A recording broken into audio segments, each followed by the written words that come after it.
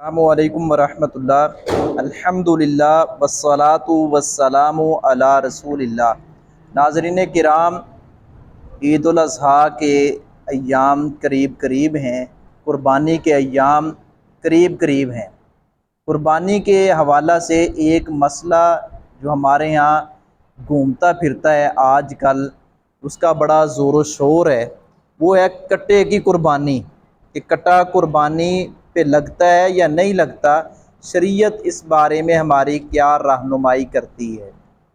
ناظرین کرام، اللہ رب العزت نے سورۃ الحج کی آیت نمبر 28 میں اس مسئلہ کو بیان اور واضح فرمایا ہے، اور اس میں اللہ رب العزت نے 4 جانوروں کا تذکرہ کیا ہے، اور اس کے مادہ بھی ملا کر، نر اور مادہ ملا کر یہ 8 جانور بنتے ہیں۔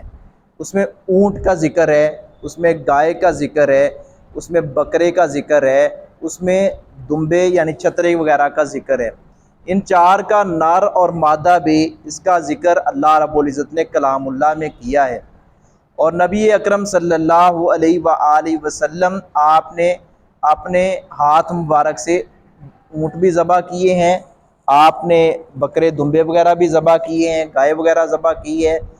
اس دور میں کئی ایک وجوہات بیان کی جاتی کہ شاید یہ عرب میں یہ جانور تھا یا نہیں تھا، زیادہ تر یہی سننے کو ملتا ہے یہ جانور نہیں تھا۔ بہرکیف اور بھی بہت سارے جانور ہیں جو ہیں تو حلال، اور جیسے کٹا ہے، یہ بھینس ہے، اس کا گوشت جو ہے ہم عام دنوں میں کھاتے ہیں، حلال جانور ہے۔ اسی طرح کئی اور جانور بھی حلال ہیں لیکن ان کا گوشت کھاتے ہیں، لیکن عید قربان پہ ہم ان کی قربانی نہیں دیتے۔ قربانی ہم انہی جانوروں کی دیتے ہیں جن کا اللہ رب العزت نے کلام اللہ میں تذکرہ کیا ہے، اور جس پر رسول اکرم صلی اللہ علیہ وسلم کا عمل رہا، آپ کے اصحاب اور آپ کے جانثاروں کا عمل رہا۔ تو جب بازار میں اونٹ موجود ہے، جب بازار میں گائے موجود ہے، بکرا اور دمبا چھترا وغیرہ موجود ہے، ہمیں اس بحث میں الجھنا نہیں چاہیے۔ ہمیں جو چیزیں میسر ہیں، بآسانی مل رہی ہیں، ہمیں سنت کو مد نظر رکھتے ہوئے، اللہ رب العزت کا حکم سمجھتے ہوئے انہی چیزوں کو، انہی جانوروں کو ترجیح دینی چاہیے۔ ہمیں شک و شبہ سے اجتناب کرنا چاہیے، شک والے امور سے بچنا چاہیے۔ اس کے پیچھے اپنا بعض کبار علماء اور محققین جو ہیں ان کی بھی آراء ہے، انہوں نے بھی چند ایک روایات سے یا قیاس کیا ہے یا استدلال کیا ہے۔ قیاس کیا ہے زیادہ تر، جیسا کہ کہا جاتا ہے کہ جب زکوٰۃ دینا ہو، یہ اتفاقیہ مسئلہ ہے، زکوٰۃ دینا ہو تو آپ کے پاس گائے 2 3 یا 4 نصاب میں سے کم ہے اور بھینسیں موجود ہیں، آپ بھینسیں ملا کر اس کی زکوٰۃ آپ دے دیں۔ بھینسوں کو گائے کی کیٹاگری میں گنتے ہوئے، کاؤنٹ کرتے ہوئے اس میں سے زکوٰۃ ادا کر دیں۔ یہ مسئلہ بیان واضح اور اتفاقیہ ہے، اور جو لوگ اس بات کے قائل ہیں کہ کٹے کی قربانی جائز ہے، یہ کرنی چاہیے، وہ کہتے ہیں جب زکوٰۃ کے لیے لگتا ہے تو پھر قربانی کے لیے بھی ٹھیک ہے۔ جب وہاں یہ مسئلہ ہم واضح کرتے ہیں اور اس پر اتفاق ہے تو پھر یہاں بھی ٹھیک ہے۔ ان کا یہ ایک نقطہ ہے، یہ ان کا ایک اپنا موقف ہے۔ بڑے بڑے علماء کبار اور شیوخ کرام کا موقف، جس میں حضرت حافظ عبداللہ روپڑی رحمہ اللہ وہ فرماتے ہیں کہ زکوٰۃ دیتے ہوئے بہتر یہ ہے کہ گائے کے اندر اگر نصاب کو نہیں پہنچنی یا اس کو شامل کر لیا جائے، گائے کے ساتھ بھینس کو بھی شامل کر کے اس کی زکوٰۃ ادا کر دی جائے، اس میں بہتر یہ ہے، احتیاط یہ ہے۔ اور قربانی کرتے وقت احتیاط یہ ہے کہ اس کو ذبح نہ کیا جائے، قربانی کے طور پر قربان نہ کیا جائے۔ ایک تو ہمارے ہاں ایک اور مسئلہ بھی ہے کہ لوگ عقیقہ جو ہے اس میں سے کچھ حصے جو ہیں وہ مقرر کر لیتے ہیں کہ یہ 3 4 جو ہے وہ اپنا قربانی کے ہیں، یہ 2 3 عقیقے کے ہیں۔ یہ بھی ایک مسئلہ جو ہے الگ سے اور اپنی طرف سے بنایا ہوا ہے، جبکہ عقیقے کے احکام و مسائل الگ ہیں اور اسی طرح قربانی کے احکام و مسائل الگ ہیں۔ ناظرین کرام، یہ کٹے کی قربانی جو ہے اس پہ اپنا شیخ مفتی عبدالستار الحماد حافظہ اللہ نے کوئی 10-12 انہوں نے امتیازات لکھے ہیں بھینس اور گائے کے. وہ ان امتیازات کو یا دیگر چیزوں کو سامنے رکھتے ہوئے وہ فرماتے ہیں.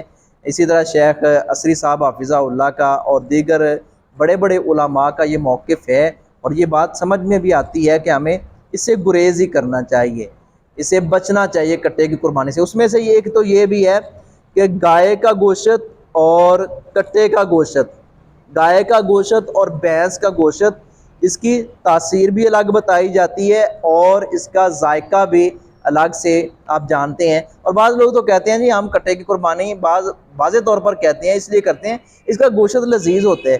بھائی دیکھیں، ہم نے یہ قربانی دینی ہے، صرف جانور ذبح نہیں کرنا، ہم نے اپنی خواہشات کی بھی قربانی دینی ہے، اور ہم نے ان چیزوں کو مد نظر رکھنا ہے جو اللہ رب العزت نے ہم پر لاگو کی ہیں اور ہمیں ان کی پابندی کرنی چاہیے. تو کٹے کے گوشت اور تاثیر میں، گائے کے گوشت اور تاثیر میں ایک بنیادی فرق ہے. پھر اسی طرح جو بھینس ہوتی ہے یہ ایسے کہتے ہیں کہ کیچڑ وغیرہ میں بیٹھ جاتی ہے، آپ دیکھتے ہیں ہوں گے کہ اپنا وہ اتنا صفائی ستھری، جبکہ گائے ایک صاف ستھری جگہ پر رہنا پسند کرتی ہے. اس کے سینگوں کا اس کے چوڑی دھاری والے ہوتے ہیں بھینس کے، اور یہ اس کے ذرا گائے کے باریک سے ہوتے ہیں. اور اس طرح کی دودھ کا بھی فرق ہوتا ہے، دودھ کی، مکھن کی رنگت کا اور تاثیر کا بھینس کی نسبت ان کا فرق ہے. اسی طرح گائے جو ہوتی ہے کہتے ہیں کہ وہ 9 ماہ بعد بچہ جنم دیتی ہے، جبکہ بھینس 11 ماہ کے بعد بچہ جنم دیتی ہے. اللہ حاصل قیاس اس طرح کی کئی ایک اور بھی چند ایک ہیں وجوہات یا امتیازات جن کی بنیاد پر کبار فقہا، علماء، شیوخ کرام کی کثرت نے اور اکثریت نے یہ فیصلہ دیا ہے کہ ہمیں گریز کرنا چاہیے، اجتناب کرنا چاہیے، پرہیز کرنا چاہیے، بچنا چاہیے کٹے کی قربانی سے. جب بازار میں یہ سارے جانور موجود ہیں تو پھر ہمیں وہی راستہ اختیار کرنا چاہیے. یہ تو ایسے ہی ہے جیسے اب لوگ بہانہ ٹٹولتے ہیں، وہ کہتے ہیں جی کہ اپنا کھیرا جو ہے وہ لگ جاتا ہے، جبکہ یہ کھیرا جو ہے وہ بھی دمبا بھیڑ کی نسل میں سے ہو تو وہ لگتا ہے، اور وہ بھی بازار میں میسر نہ ہو، یا میسر نہ ہونے کی دوسری صورت ایک فقہا نے، محدثین نے لکھی ہے کہ جیب اجازت نہیں دیتی. تو بندہ شوق سے ہی ایسے ہی بغیر جیب اجازت بھی دیتی، بازار سے مل بھی رہا اور بندہ دھوتا نہ کرے، تو یہ کوئی اچھی بات نہیں ہے، یہ سنت کو نظر انداز کرنے والی بات ہے.